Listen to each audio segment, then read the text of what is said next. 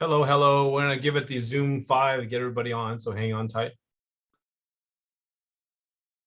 Let me also text Alan. No problem. I need his thing. Thank you.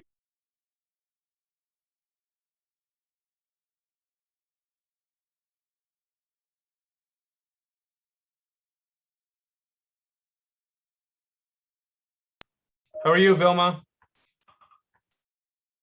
I'm good. How are you, Alan? I'm good. How are things going as you're getting started over here? Oh, good. Good. Sorry, I'm at work right now. Oh, okay. Then just Yeah. stay quiet then and just listen in.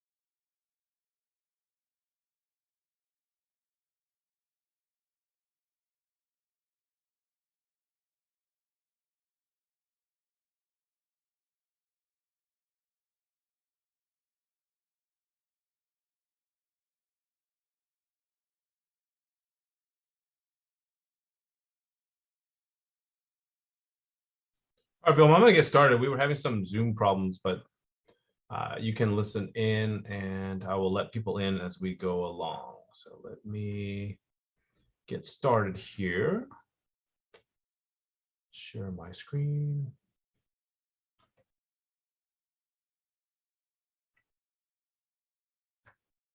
Oops, give me 1 second here. There we go. All right, let's get started. Hello, everyone. My name is Alan Wang, and this will be recorded, and so you'll have this to reference. For those of you that are not familiar with the topic, in real estate, there's a few types. There's resale homes where you'll look for them on the MLS. There are homes that are off market, of course, they're not on the market yet. And then there's a concept of new home construction. So new home construction homes are basically, you would drive around, you might see Lennar or Pulte or Shea or Summer Hill or some smaller local builder building properties. And you're probably wondering, well, how does that work as a realtor? How do I jump in and take advantage of that? And so here is a primer on how to do that. You all know me, so I'll just skip this slide. I'm sure there are folks here that are having trouble finding a home for their buyer. I'm sure that's the case. And of course, that's the market we're in. It's a complete seller's market, very difficult time. The new home construction really allows us an opportunity to have a competitive advantage, to find something for our clients that is not commonplace. But one of the big questions that buyers tend to ask, well, why do I need to bring an agent? I can just drive by and I can just go in on my own and do that. Why don't I just do that? And that's a very good question. That's what this class is set to address. Well, first of all, why do we love new home construction? Who doesn't love a new home? I mean, anywhere around the nation, you can go to a new home builder and they'll build you a spec home for you, and it'll maybe take about 6 months to a year, and you can buy a new one. In the Bay Area, that's not the case. All you're surrounded by are older ranch homes, and there just are not a lot of new homes. So who doesn't love a new home? Everyone loves a new home. Now, if you can get a lot of value on a new home construction if you time it properly, and I'll talk about that in a little bit. There's often less competition because new home constructions do not generally hit the MLS. And so not a lot of buyers will know about them, although enough of them will. You also have an information advantage as well as a realtor if you're paying attention to new home construction. It's generally a fair process. I'll tell you why I say usually, and it's usually an easy transaction, but I caution you on easy transactions. So where do I find new homes?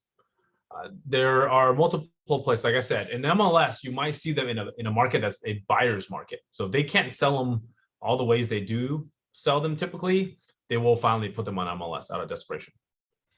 There's a site called newhomesmag.com, newhomesource.com. It's a couple of sources for you to test out there. And then there's just kind of the builder websites. You can hit all these different websites and you can see what they have coming soon. It's a little tedious, but it is what it is. I mean, you're trying to look for an information advantage above your fellow realtors.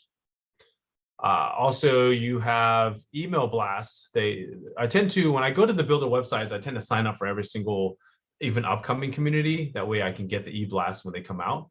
Email is still a very big communication channel. So definitely do that. Sales office, you'll see different areas popping up. So as a realtor, if you see a new home construction, a sign, a flag, it's good to pull over and try to get a phone number and find out more information and see what they're selling there, because you never know, your buyer may need this property as well. Physical signs that I mentioned, you'll see usually they do that a lot. And also monitor plots of land, read the news and parcels. If you follow the news of a certain city you're in, they'll always tell you when a builder is trying to build there. Well, how does it work? Well, first of all, in real estate, we're generally used to a commission structure, a fee commission structure, where you show the home on MLS, there's a certain fee that they get paid, you get paid, and that's how you get paid on the buy side. In the new home construction space, it's called a referral. And you must be present on the first visit with your client in order to get a referral. This is very, very important. And so you need to be careful with this, because if you don't go with them on the first visit, they are technically not going to give you a referral fee for the property. And this is tough because you'll meet with the client and your consultation, and if they have already walked into a new home construction already and they kind of like it, and you show them a bunch of homes and they don't like it and they end up going back to this one, you're probably not going to get a referral for it. So what we typically do in our consultations is if they seem to be one that would fit new home construction, we'll tell them, let us send you all the new home constructions that are out there and let's go together. And we warn them in email, because then it's in writing, and also in verbally, that please don't visit these without us, or else the builder will not allow us to represent you or help you on this transaction.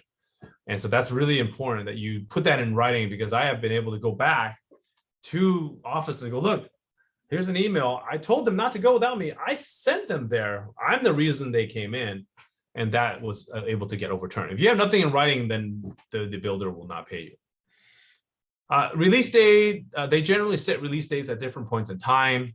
They want to set it as it gets, just depends. If the market's hot, they'll just keep releasing every week until they sell everything. If the market's not, then they try to slow it down a little bit and make sure they can get through their inventory. So once your clients go to a new home construction, walk in, you register your client. You look at all the model homes, if there's any model homes. You look at the plan that you like. And then there's a process. You have to ask what is the process? It's all different. If the market's on a buyer's market, you can literally walk in and go, I want that one. I'm going to give you a check. I'm going to put it on hold, and I'm going to negotiate with you. And then we can decide if we want to sign the contract with you or not. That's in a buyer's market. In a seller's market, it's totally different. Some of them do a lottery where literally you get one ball and you roll it and you get the house. On some of them, you come 3 times, you get 3 balls to come in, put it in and do the lottery. Some do a priority list method where the first one to get pre-approved gets on a certain order, a priority list on that. Some of it's just the builder just picks whoever they want to pick. You don't even know. And some builders, which I find very annoying, is that they do the bidding. So if they do a bidding, war. That's annoying because it's really much like anything else, right? As far as any other new home construction. Now, like I said, when you do like the property and when your clients are going out to new home construction, make sure they bring their checkbooks. Because this has happened to me before where I found something I liked. I didn't bring my checkbook. I couldn't reserve it. I went home and then I went home. I went to get my checkbook and then suddenly it was gone. So there's no harm in putting the hold. It's kind of like when you go to Nordstrom, you go, I really like this suit, but I'm not sure I want to buy it. Put it on hold, right? Put it on the rack, come back later in the day, and then you can decide if you want it or not. So it's the same thing. They're not going to deposit your check, but they're going to hold it as a hold on that unit.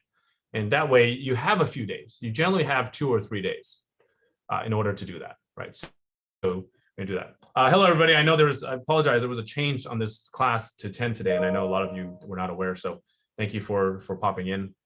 We're talking about new home construction. Just a really quick rehash. New home construction, you have to be present for the first visit, and in order to get paid. So make sure your clients are there on the first visit. And also they set release dates generally at some point in time. So you have to bring your client in at that time. Sometimes they do a lottery. Sometimes they do a priority list based on pre-approval. Sometimes the builder just chooses and sometimes they make you bid. And I was just talking about when you find your clients, make sure they bring their checkbook with them when you're looking at new construction, just in case they like something, you can at least put the check down to reserve it. Just like you like a really nice suit at Nordstrom and hold it for a day, you do that. So once the new home construction, you reserve, then it's time to talk about the contract. Now remember, in a buyer's market, you can actually negotiate with the builder on multiple fronts. But in this market that we're in right now, you're lucky to actually even be able to reserve a unit and get into contract. So the builder is probably not going to be very negotiable right now in this seller's market that we're in. Just heads up. So you have to, again, know your market that you're in and set your client's expectations appropriately. Upgrades. So the beauty of new home construction is the house itself is built to spec, but you get to pick certain things, usually flooring, cabinets, countertops, backsplash, same with the kitchen, the bathrooms, flooring, and the material around the walls. You get to pick these things as well. So it's something that you can definitely make choices on. Once you do pick the upgrades, the builder generally requires a 50% hold on the upgrades. And sometimes up to a limit. Why do they do that? Well, if your buyer happens to back out of the house and they pick this really disgusting backsplash that nobody wants, the builder has to rip that out and put something that other people would rather have in their property. So that's why they do the 50% hold. And then they'll have these appointments at different points in time. So this is the fun part about new home construction. Usually maybe the foundation pour, or after the foundation pour is done, your clients will do a walk, and then maybe pre-electrical, they'll do a walk, and then they'll do a final walkthrough. So there's these different points in time where your buyer can do inspections. And then the rest of the process is very similar. About 30 days before closing, usually that's kind of when I want to be alerted. Okay, we're closing in 30 days. We can start doing what we always do. We manage the lender, make sure they get the loan documents, the title. We make sure that we sign off. We do the final walkthrough, and then we record and close. The builder usually hands the key over, and that's the standard process from that point in time. It's very similar to resale. The builders often forget, I don't know if it's conveniently or not, to CC us, and they just talk to the customer directly. So this is something that you need to be aware of, is that you need to try to block some dates on your calendar. It's fine, it is what it is. All these frame walks and all that, you probably don't need to be there. But I do suggest about 30 days before closing, you inject yourself back in the process to manage this side of the transaction and make sure it gets done smoothly.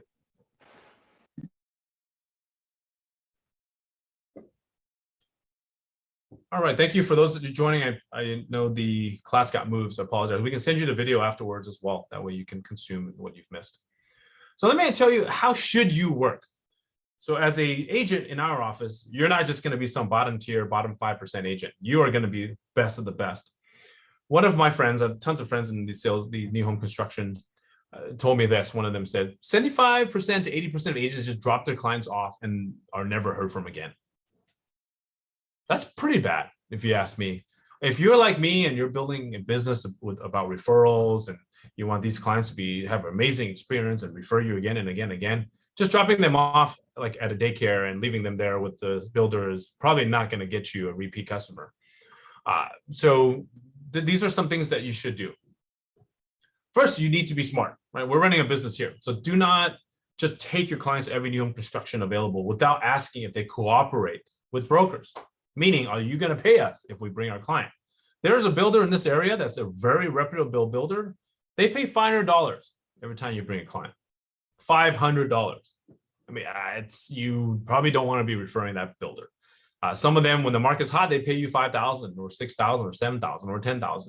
I mean, again, that's at least something. Right? I've made $10,000 checks, 15. That's actually okay by me. That's why when I meet with our clients, we talk about new home constructions first. So I'll take them to all the new home constructions. If they haven't buy one of them, great.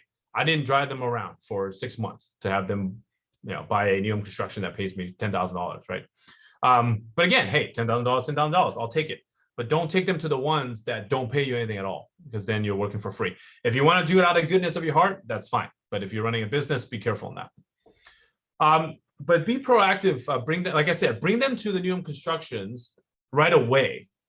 Why? Because my previous slide, you get paid by referral only if you bring the customer on the first visit.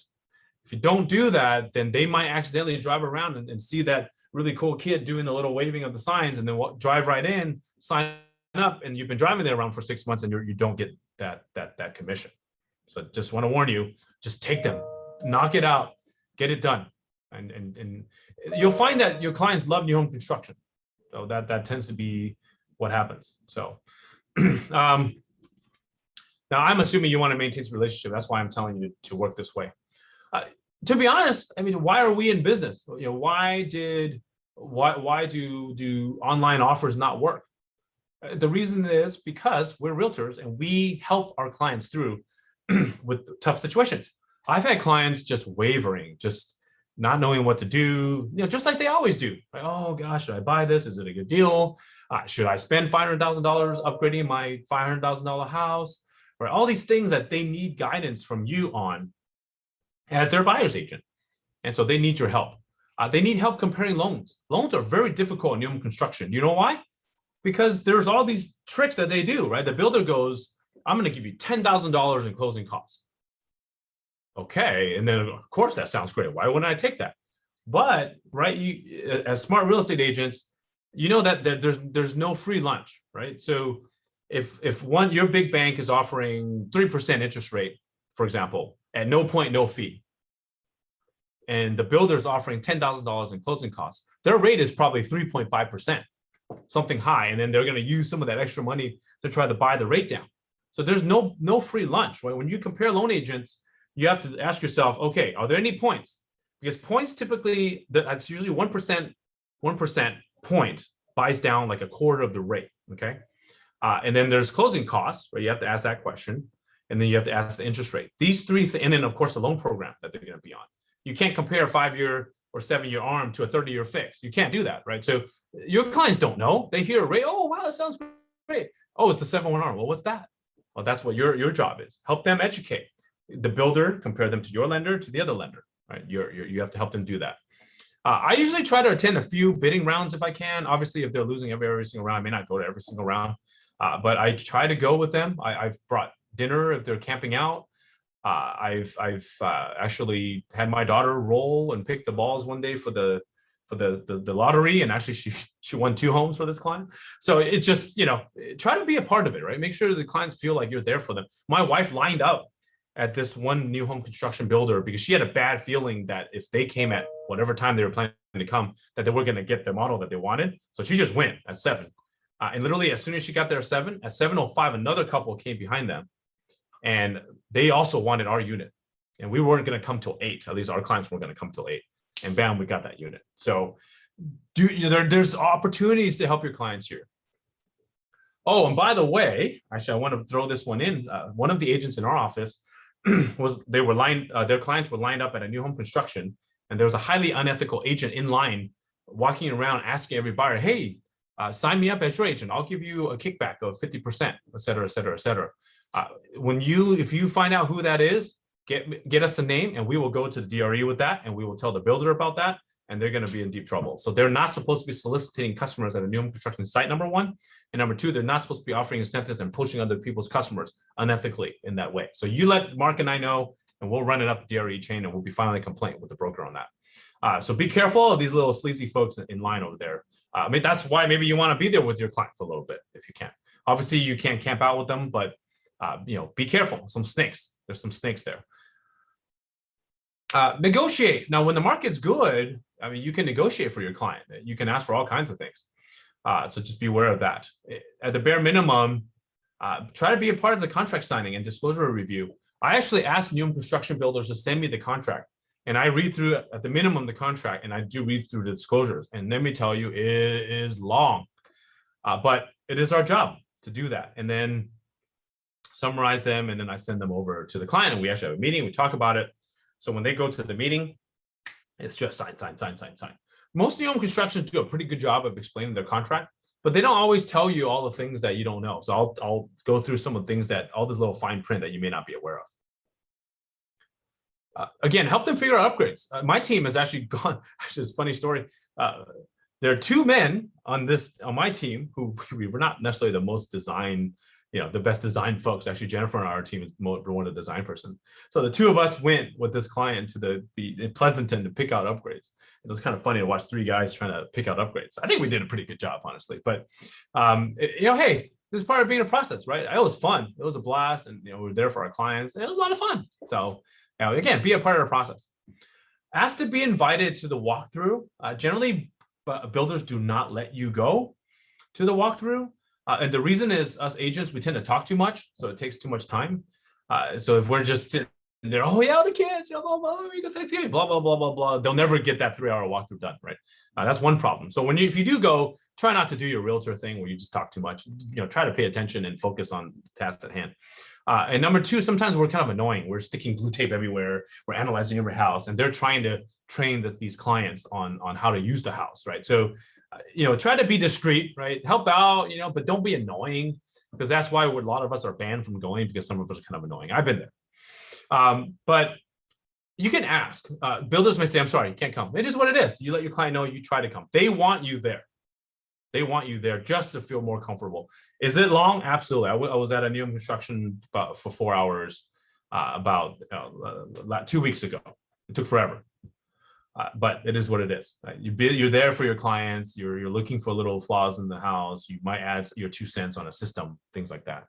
And try to ask your client to CC you. My last client in Santa Teresa did a really good job of constantly adding me back into the flow of the conversation. And that way they couldn't exclude me from the conversation.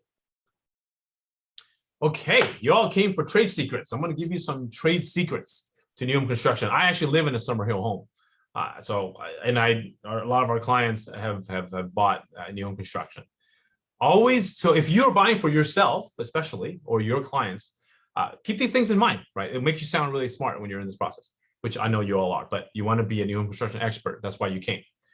Always buy in the very first release if possible, or as early as possible. Generally, I've only had one community fail me in this one, and it's because they launched right before the subprime meltdown, and then they were selling during the meltdown.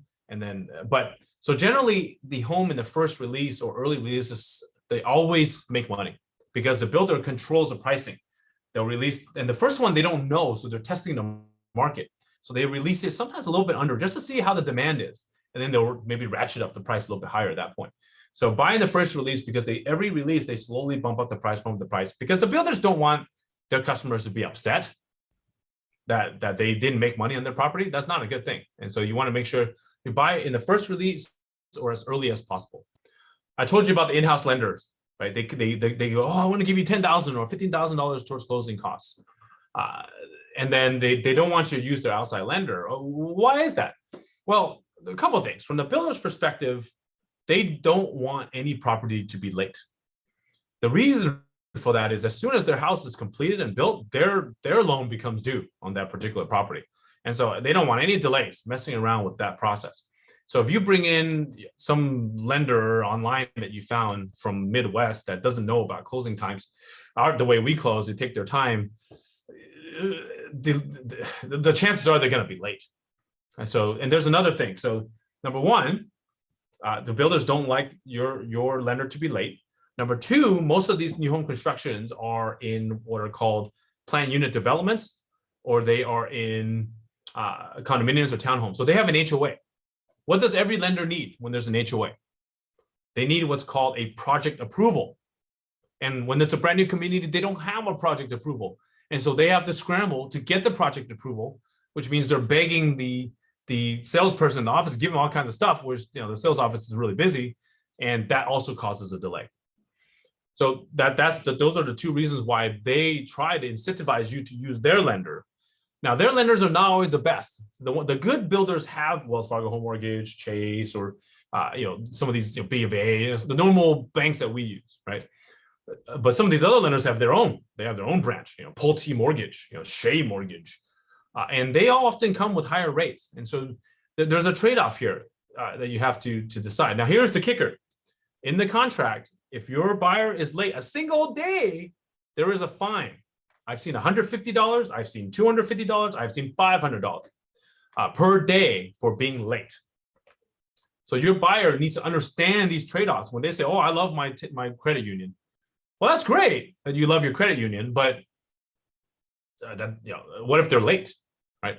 And so help your buyer compare. Generally, with the credit source closing costs, they're able to. You can actually they generally cover the closing costs and enough for about a 1% to buy down the rate, so that the rate is pretty good, like it's pretty close, or if not, right around market.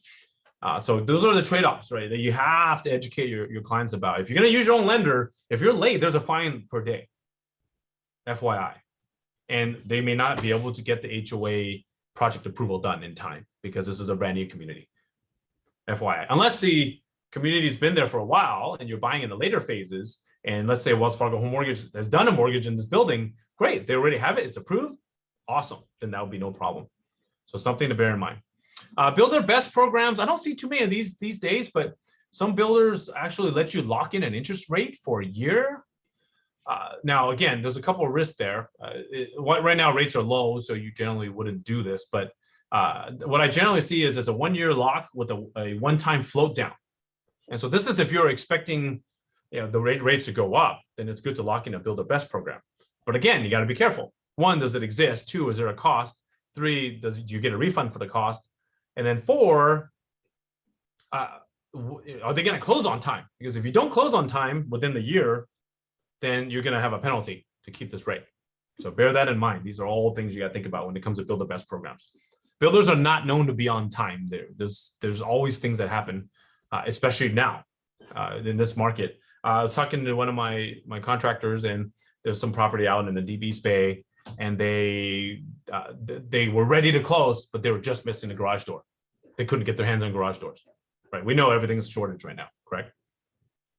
All right, some other trade secrets. Did you know you can negotiate if the market's a buyer's market? It's not a buyer's market right now, so you're probably not seeing that you could do this. But let's say the market shifts. It will, eventually it will. So I don't know when, but it will. Then you can start talking about price. That's number 1. You always want to work on the price, but that's what the builder does not want to touch, is price. And so just bear that in mind, because they don't want to drop the price for the rest of the community. They are, however, very motivated by upgrades. Because remember, these upgrades, they make over 50% margin on what they're charging you on these upgrades. They have everybody on site. And so it's very simple for them to do this. So just bear in mind that whatever you're getting, that they're probably making 50% profit. So they've got some room on this. I've negotiated up to 50,000, 75,000 in upgrades before. You have to make maybe even 100,000 on upgrades when the market was very slow. They were willing to toss this in. Okay. I talked about credits. I've had 2 kinds of credits. I've had closing costs, which those are easy, but remember, on a new home construction, your buyer pays both the seller and the buyer side, both sides of the closing costs. Seller does not pay closing costs, but they do give you a credit. So most of the time they'll give a 10,000 credit, and that'll usually cover most of the closing costs. And the last thing you can ask, another credit you can ask for is credit towards upgrades. That's another option as well. I've had upgrades included in the price. So for example, I want $1 million price on this property, and I want $100,000 of upgrades, but I don't want you to make it the price 1.1 million. So basically I want them to throw in the upgrades into the price is what I try to do. If that doesn't work, then you're doing a credit towards upgrades, then those get added on top of the price. So let's say you negotiate $50,000 credit towards upgrades. Your client picks 50,000 upgrades, and there's $1,050,000 now. So again, these are just tricks you do with the numbers, depending on the market. We're in the wrong market right now. This is not going to work unless you're buying a condo that's not moving.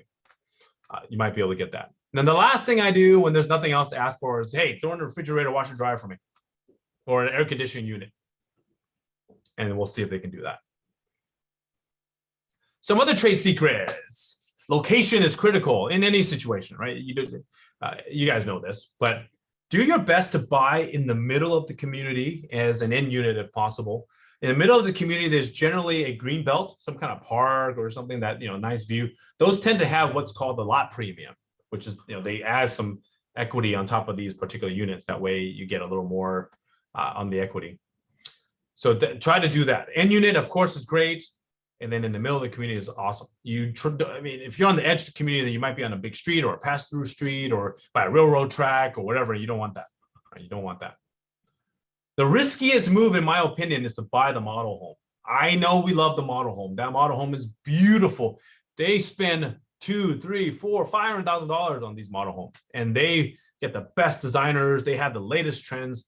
Amazing, right? Amazing. Except people have been stomping around that house for 2 to 3 years as an FYI, so it's not brand new remodel. But the builder's going to add whatever they spent on top of the last sale price.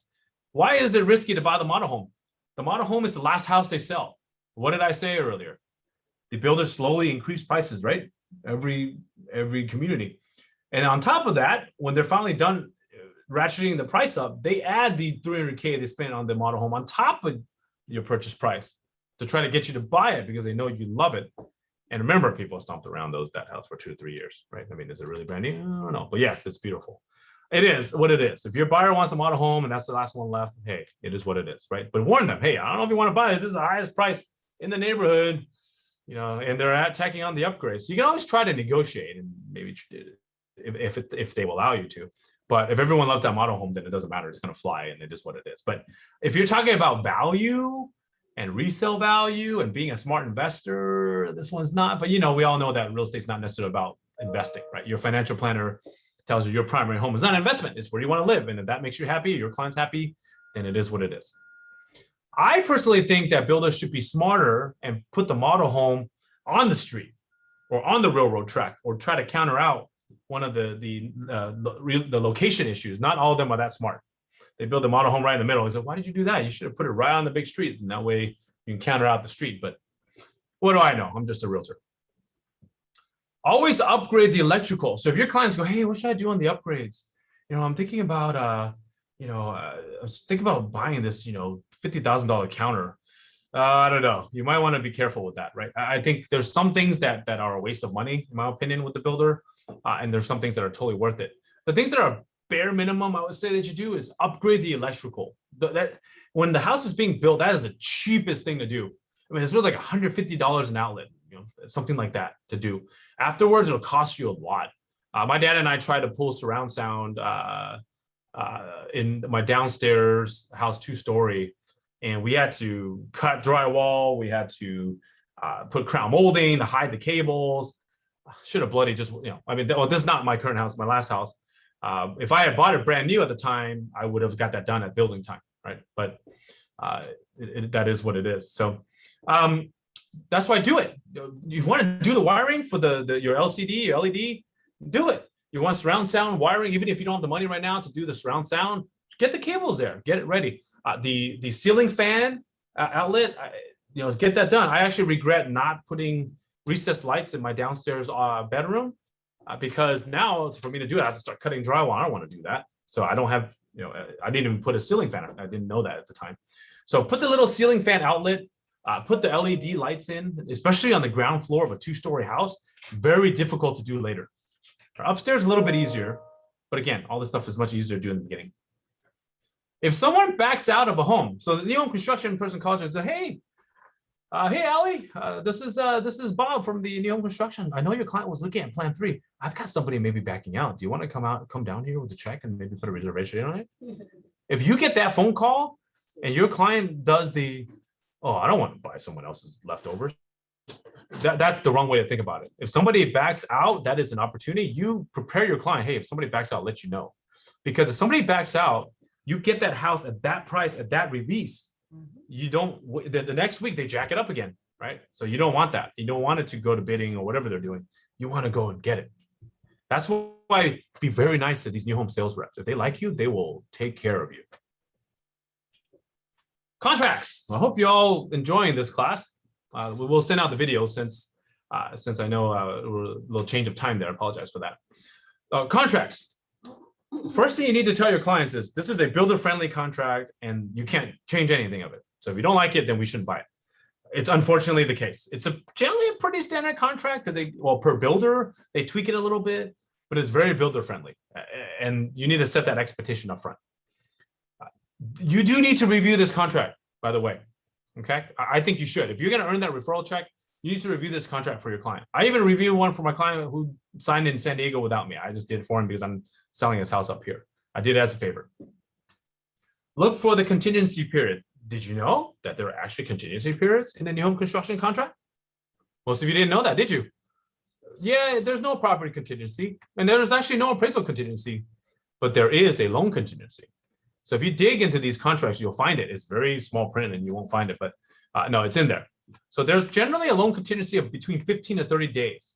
And it's also a passive contingency. What does that mean? When you buy a new home construction, if you don't say anything at day 30, they assume you're in. It's not like our contract where on day 30, you have to, well, good luck if you have a 30-day contingency, but let's say you have a 30-day contingency. You have to sign a contingency removal. Otherwise, it stays active, right? Not in new home construction. The majority of these are passive. Passive. So what do? What do you do? When we get the contract, I don't generally waste money on a TC on a referral contract because there's really no point. It's pretty easy. I block my calendar and my client's calendar. Contingency period due on whatever date, 11/30, right? 11, well, 12/5, whatever. And on that date, I will ping a client and the loan agent and say, hey, how are we looking at a loan contingency? And the loan agent goes, you know what, we still need some more time. Oh, okay, no problem. I sent an email to the new home sales rep. Oh, hello, Yvonne. I just wanted to let you know that before the email over, it looks like the loan agent needs a couple more weeks. We would like to request an extension of the loan contingency to X date. And that email will suffice. And then you say, okay, no problem. And then you get that in writing and you're good. You don't do that, then your client might be held to the fire to buy this house. Again, are builders usually this cruel? Not really, but all's good until all's not good, right? That's kind of what I say in real estate. You know, we sign all these contracts, right? If everyone's working together, working out well, the paperwork's just a follow-up, right? It's no big deal. If things go wrong, it's all about the contract, right? Oh, no, you missed this date, get out. Right? So that's what I say. All's good when all's good, but when all's bad, everyone quotes contract. So dot your I's, cross your T's, be a good realtor, right? Protect your client. And I've never had a new home builder say you can't extend it, especially if it's their lender, right? Most of the time it's their lender that's super slow. They're very busy processing files. Most lenders can get it done in 15 days. Come on. But again, you need an extension, but you need to be aware of this, right? It's a passive contingency. Okay. If you learn nothing today, loan contingencies are a passive contingency. Log that in your mind. There are no other contingencies in this contract. There are not. There's a penalty for every day that you are late. I told you this earlier, especially if you don't use their in-house lender. If you use their in-house lender, it's fine. That's their lender. So if they're late with their lender, they're not going to fine you. They're just going to keep pushing the escrow date out and everyone's good. Everybody's happy. And this is another reason why you might want to tell your client, in addition to you get some good credits, you have the HOA project approval I talked about. And then if they're late, they generally will not be fining you that everyday thing, because that would be stupid, right? That's their own lender, and if their own lender screws up, that's not our problem, right? And I talked about the HOA project approval. This could become a critical path that can make us late. I've actually worked with KB Homes and Wells Fargo Home Mortgage to help them get what they needed to get a project approval. It was ridiculous, but they weren't communicating well, so I just jumped in and helped out. It was not fun.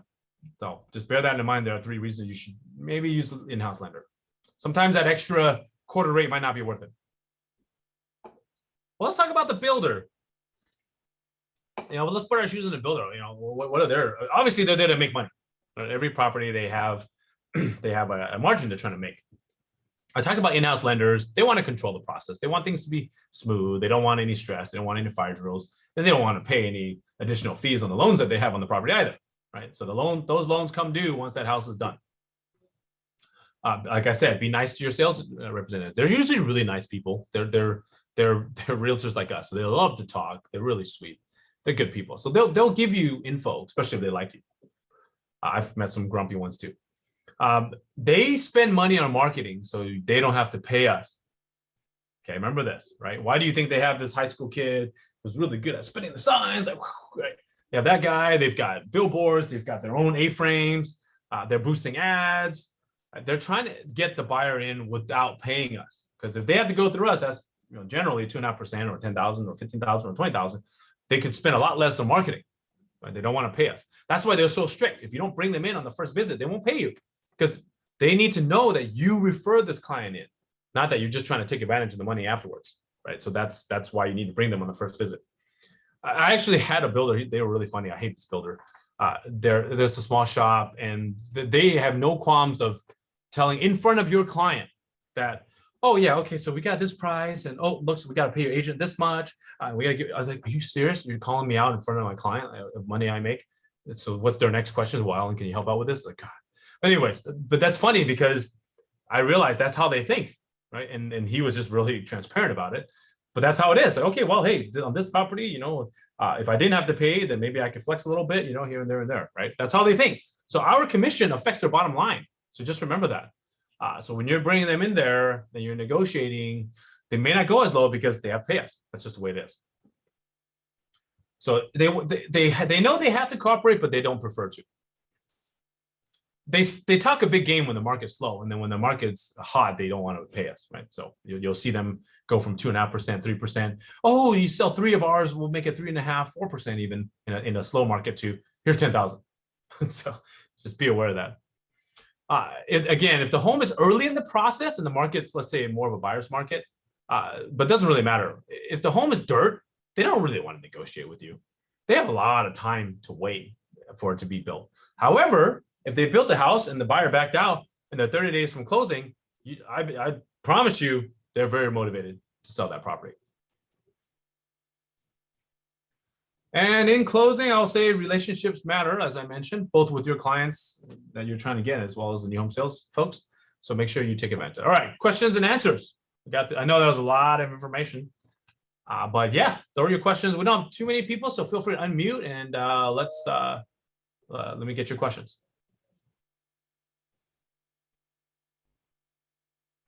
Questions. New home construction stories.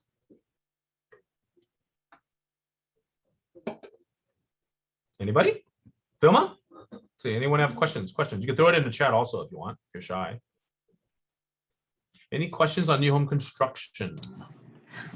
What is the best way to start working in new home construction?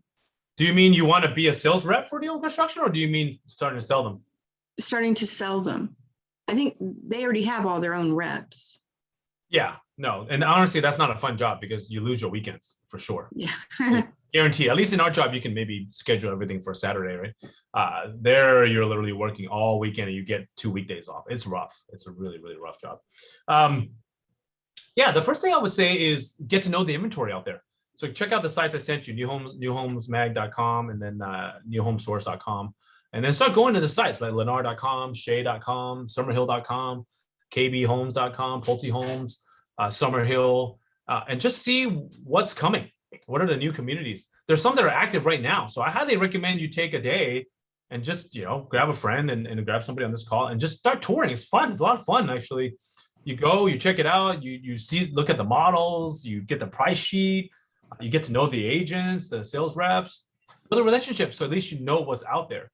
And then at the next point is when you're meeting with new customers, not everyone's a fit for new home construction, right? They're saying, oh, I want a single family home in Los Altos. Well, I'm sorry, there's no new home constructions for that, right? But if they're looking at condo, townhome, or smaller plant unit development, right? Something like that, definitely those are available. So these are the things that you want to have in your back pocket so that right away. And Jennifer and I and my team had a consultation last night, and they were really going down that townhome route. And they were, I don't want to deal with asbestos and all that. And so immediately we said, okay, we're going to send you all the new constructions up and down the peninsula from South City to Mountain View. Now, granted, there aren't a ton right now because they're probably sold out as well. I'm sure buyers are figuring it out, but you know what? It's all about getting in the queue, right? Getting in the queue, figuring out what the process is, and doing that, and just showing them the property and seeing if they can get in on it. If it's early, then you can get on the wait list or do the lottery or line up, camp out. I mean, there's different, I don't know, different builders do it different ways. So yeah, I would say go get to know all the new construction in this area right away. Meet people, and then after that, when you're meeting clients, now make sure you don't tell them the name of the community before you bring them in the first visit, right? And if you better have that email that I said that protects you. Does that make sense, Rosemary? Yes, yes. Excellent. Yeah, get to know the inventory. It's kind of like you're going on a broker tour, right? You're going to get to know the inventory out there. It's a lot of fun. I mean, it's I love new home construction. I mean, who doesn't like looking at brand new model homes? You get to see the latest designs and the upgrades and kind of where the style is going. It is a lot of fun.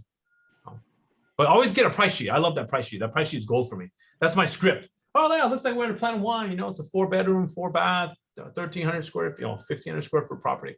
So I kind of use that as my cheat sheet. So make sure you have that, and you can do the same kind of house hunters tour that we typically do. Other questions? Don't tell me I was that good that I covered everything. Any new homes construction horror stories or any interesting stories anyone wants to tell? Wow, quite a bunch today. Okay, but no one has any other questions. I'm gonna have the admin team send the video out because I know I moved the time. I apologize. I have another, I'm going to a class that I need to go to this afternoon, so I have to move it to 10. So apologize for that change. All right, thank you, everybody. If you don't have any questions, we're gonna call it a day. I'll give you 11 minutes back of your life. Thank you, everybody. Thank you, Alan. All right, bye. Thank you. Bye. Bye.